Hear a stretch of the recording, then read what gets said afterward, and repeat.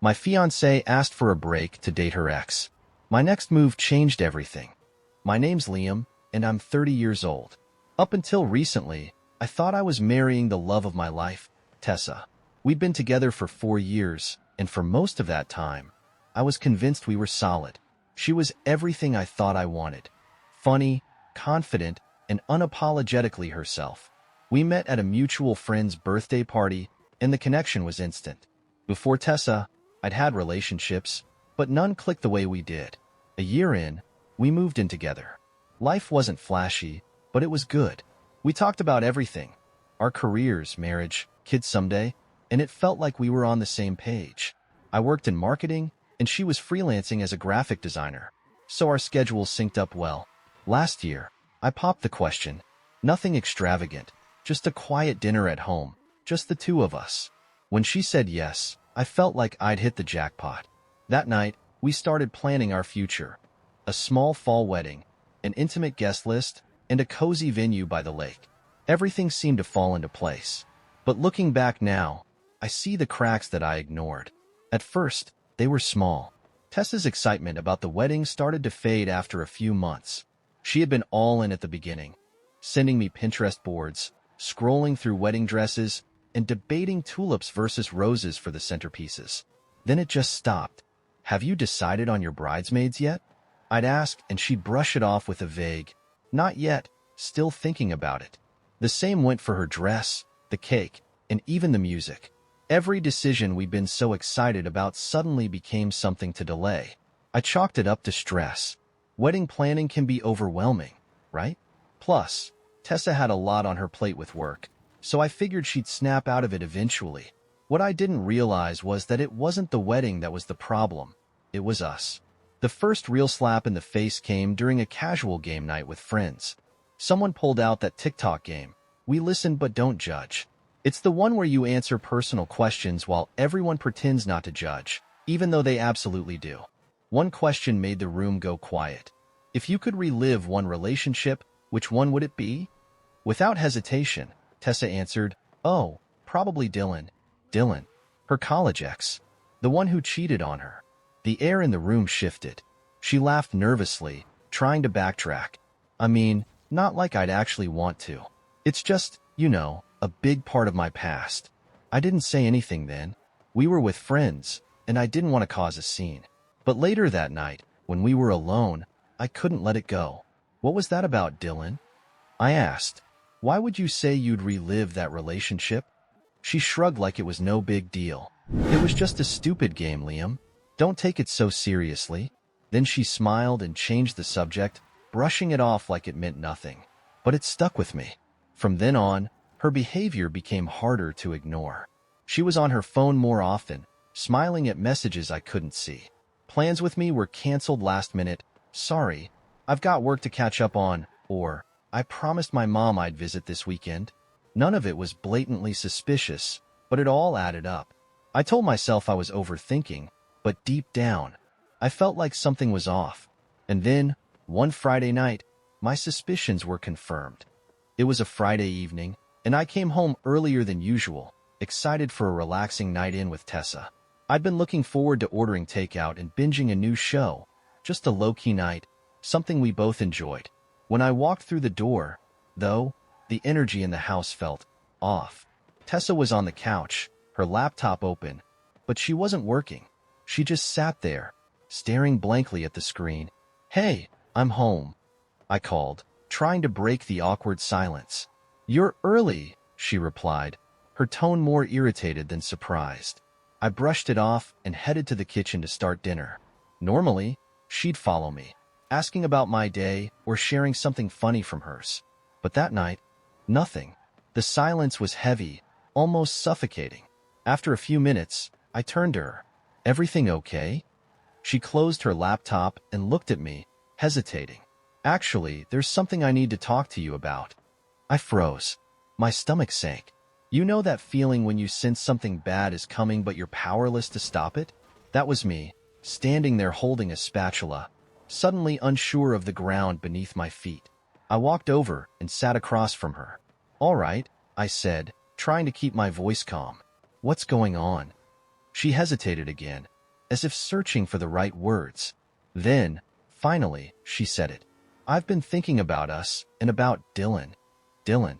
There it was again. I almost laughed, but it came out as a bitter scoff. Dylan?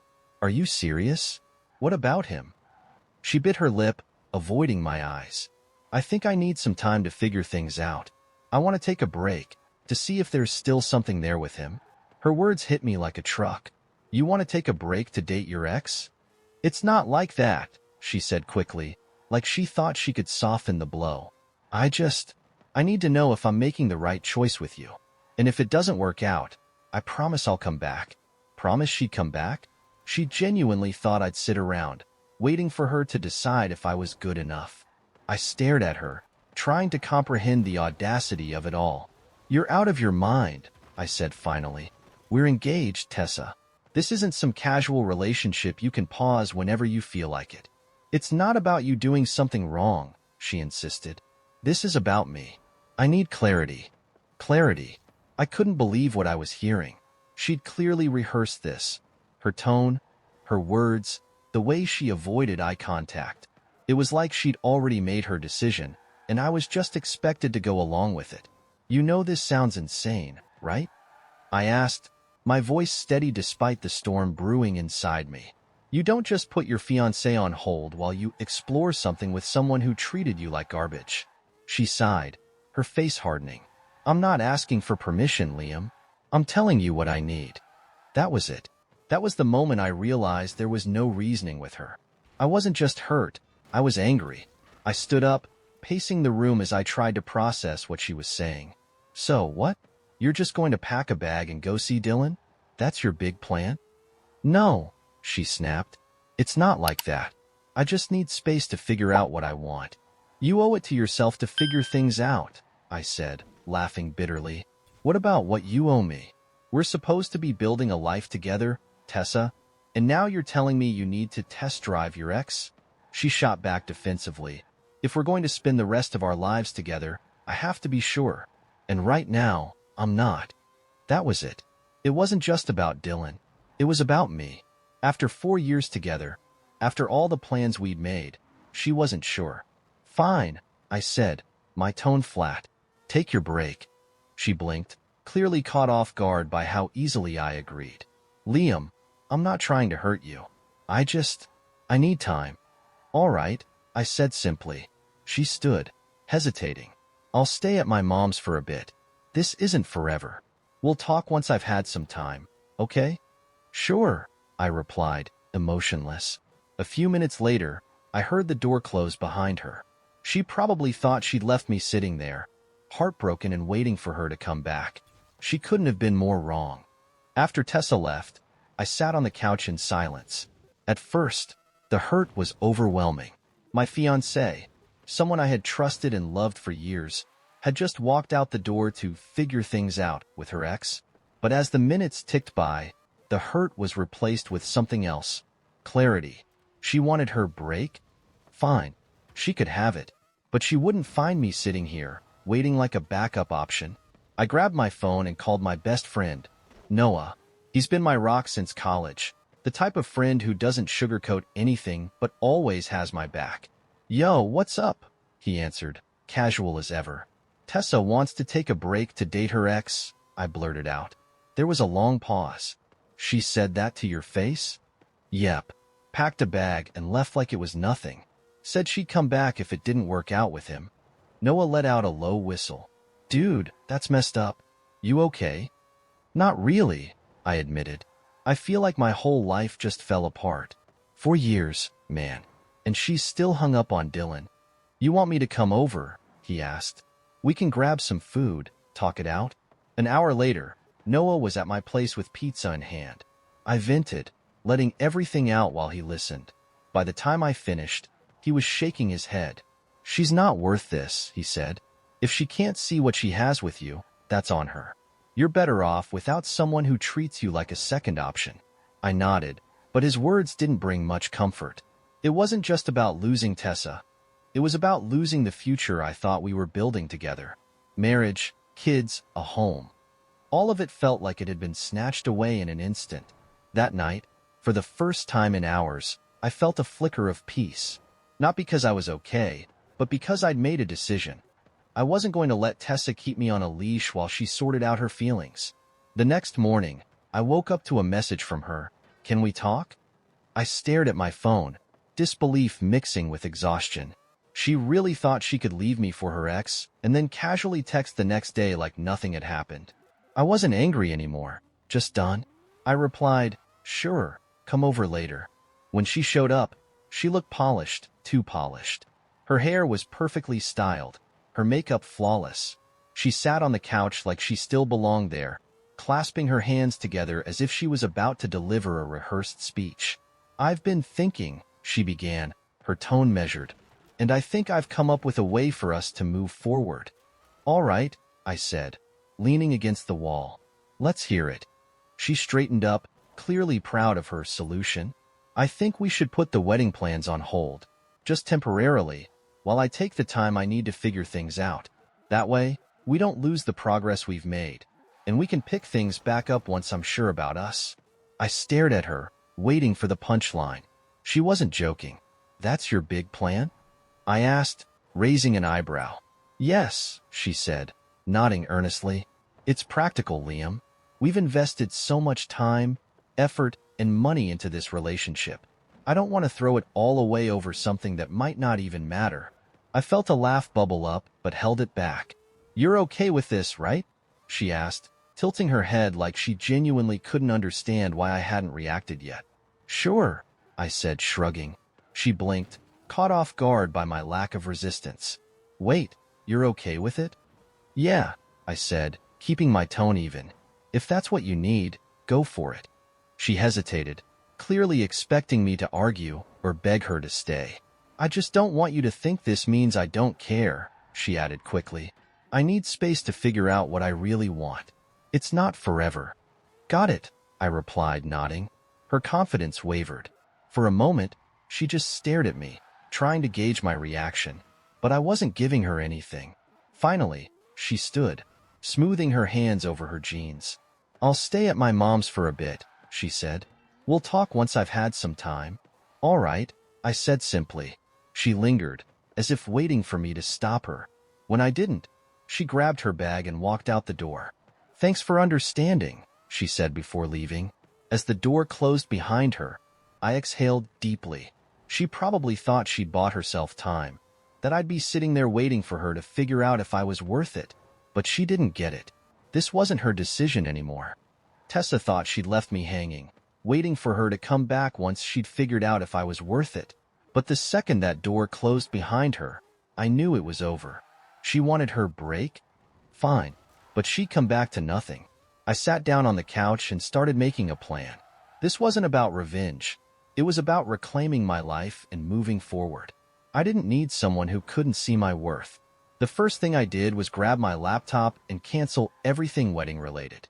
The venue, the photographer, the caterer, gone. Sure, some of the deposits were non-refundable, but I didn't care. It wasn't about the money. It was about cutting ties. Next, I turned to the house. Funny thing about it, Tessa always treated it like it was our home. She picked the paint colors, nagged me about throw pillows, and insisted on those awful live, laugh, love signs that I couldn't stand. But what she never seemed to grasp was that the house was mine. My name was on the deed. My money paid the mortgage. I called my buddy Noah, who hooked me up with a real estate agent. Within days, I had the paperwork ready to list the house. My plan was simple: sell the place, move on, and leave Tessa with absolutely nothing to come back to. And then there was her stuff: clothes, books, and all those ridiculous decorations she insisted on putting everywhere. I boxed it all up, loaded it into my car, and drove to her mom's house. No text, no heads up. I just left it on the porch with a note that said, "Here's your stuff. Good luck with Dylan."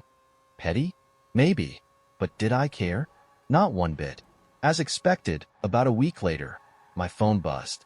It was her. "Can we talk? I think we need to clear the air." I couldn't help but laugh. She must have realized her little fantasy with Dylan wasn't as perfect as she thought. I replied, "Sure. Come by tomorrow." When she arrived, the look on her face was priceless. She walked in, froze, and stared at the bare walls and the moving boxes stacked in the corner. "What's going on here?" she asked, her voice trembling. "I'm selling the house," I said casually. "Selling our house?" "It's not our house, Tessa," I corrected. "It's mine, and I don't need this much space anymore." Her face paled. "Why didn't you tell me?" "Why would I?" I said, keeping my tone calm. "You left, remember?" Her voice rose. "Wait, so you've been planning this? You're just moving on?" What else was I supposed to do? Sit around and wait for you to come back?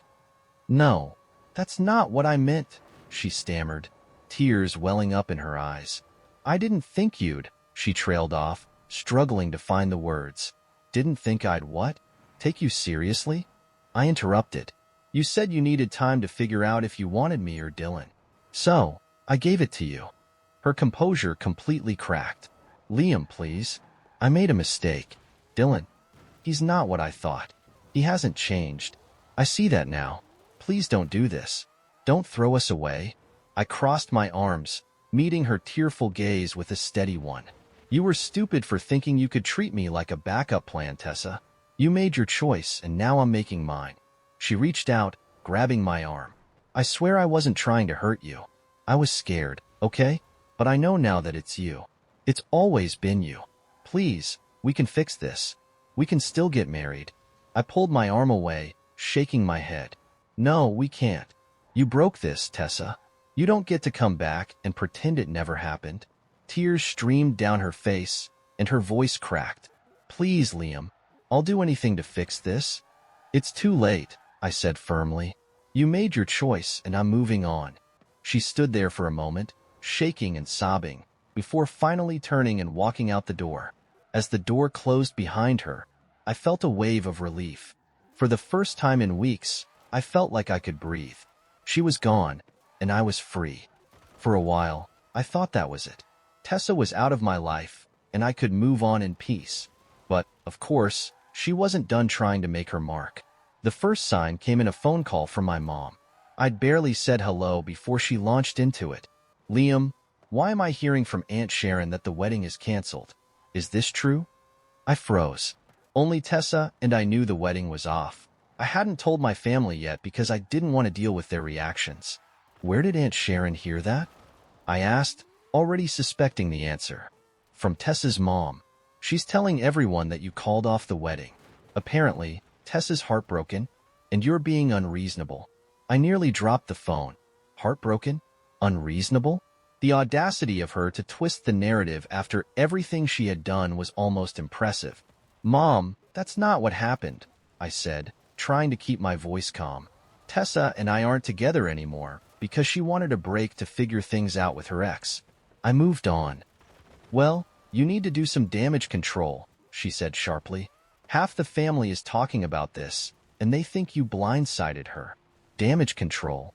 That's what it had come to. Not only had Tessa wormed her way into family gossip, but she had spun the story to make herself the victim. I should have let it go. I should have chalked it up to her being petty and moved on. But when my boss called later that day, I realized Tessa wasn't just spreading her version of events to family. She was dragging my name into conversations at work. "Hey, Liam, I wanted to check in," my boss said cautiously. "Is everything okay? I heard from a friend that your ex is going through a tough time, and she mentioned your name." My ex mentioned me at work? I clenched my jaw, the pieces falling into place. Tessa was clearly telling anyone who would listen about her heartbreak, conveniently leaving out the part where she'd walked out on me to rekindle things with her ex. That was the last straw. I sent a group message to both of our families, keeping it short and to the point. "Hi everyone. I wanted to address something. Tessa and I are no longer engaged, and it was a mutual decision after a lot of difficult conversations. I'd appreciate it if we could all respect each other's privacy and move forward without assigning blame. Thank you." It wasn't dramatic, but it was enough to shut down her nonsense. After that, I blocked her on everything: phone, social media, email. She didn't deserve access to my life anymore. The fallout wasn't easy. My mom wasn't thrilled with how bluntly I handled things, and a few relatives whispered about how I could throw away such a good thing. But I didn't care. I knew the truth, and that was enough. Tessa's antics didn't stop there, though. A week later, a mutual friend messaged me. "Hey, Liam, just wanted to give you a heads up. Tessa's been posting stuff online. Nothing outright nasty, but it's obvious she's talking about you." I checked her social media, and sure enough, there were vague, passive-aggressive posts about betrayal and heartbreak. Stuff like, "Some people will throw away diamonds to chase stones." At first, I was tempted to respond, to call her out for the lies. But then I stopped myself. Why stoop to her level?